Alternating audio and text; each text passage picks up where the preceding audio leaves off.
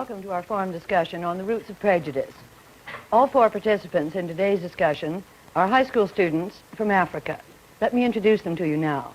From Nigeria, Mohamedou Liman, 18 years old.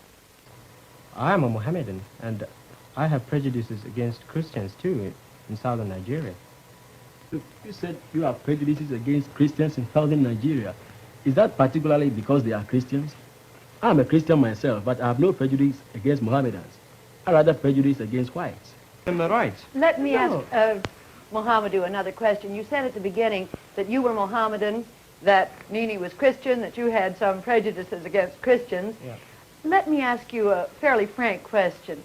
Do you have any sense that Nini from the Gold Coast is less purely African than you are? Yeah, I often feel that. Why?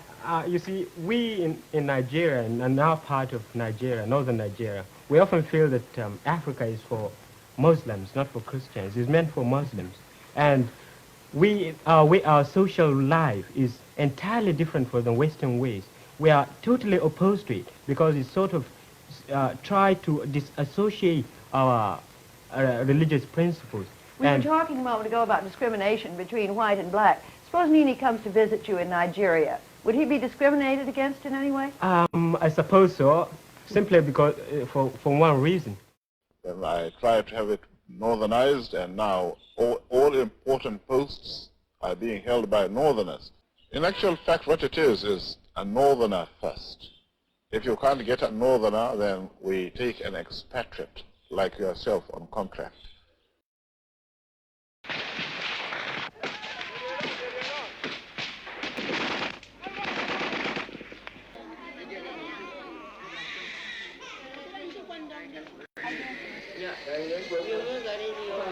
So that's hip hop.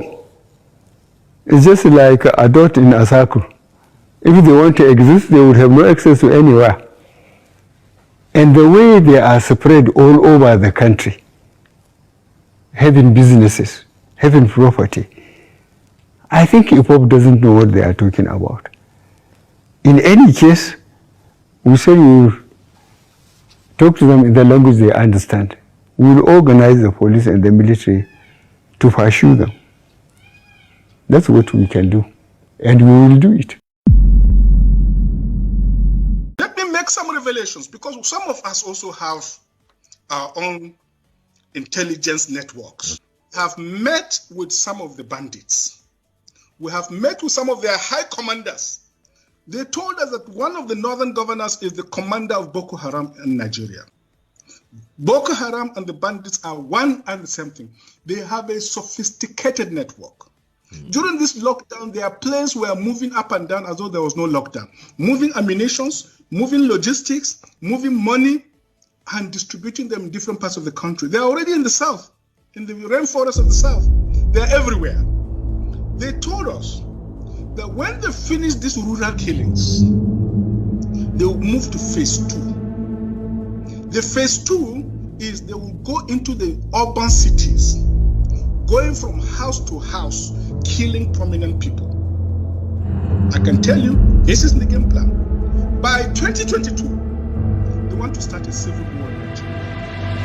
And secondly, Sheikh, you talked about a tribal war going on. And I'd like to know more about that tribal war, because I don't know of any.